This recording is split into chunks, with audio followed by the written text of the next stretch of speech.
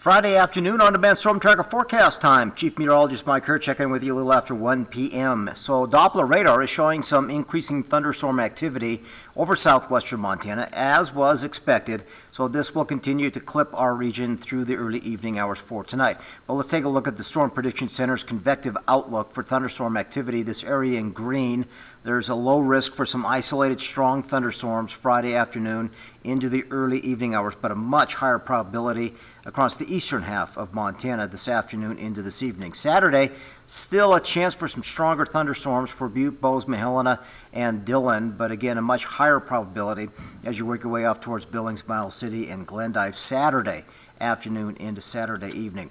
So some of these storms are going to impact your holiday for sure, but it's mainly late afternoon to early evening hours. Hopefully by fireworks time, most of this instability will taper. So here's the hour-by-hour forecast by 3:25. Again, these storms are beginning to build and push through southwestern Montana, but they're very isolated. They're not widespread, so some of these little thunderstorms could produce some brief heavy rain, some small hail, a lot of lightning, and some gusty outflow winds. Even around 8, 9 o'clock this evening, Bozeman could be looking at some isolated thunderstorms, but hopefully the storms will be diminishing over Butte. However, still some gusty winds with some of these decaying thunderstorms for the fireworks show in Butte around 10:30. That's the bigger issue in the weather forecast for tonight's big show, which will be broadcasting live on KXLF and KBZK.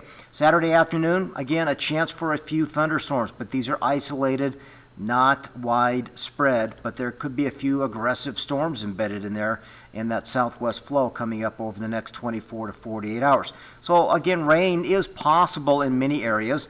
It should be generally less than an inch, but it just really depends on where some of these thunderstorms set up. We could pick up a quarter to half an inch with some brief heavy rain with some of these thunderstorms, but it's mainly confined to late afternoon to early evening hours. Just watch for threatening clouds and dark skies. When you see that, you need to seek shelter to avoid the lightning threat for one, and hail, heavy rain, and strong winds are the other side effects of this pattern as we go through the holiday weekend. Updates on the forecast tonight at 5:30 and 10. We'll look at the live Doppler radar for southwest Montana again coming up this evening. We'll see you then.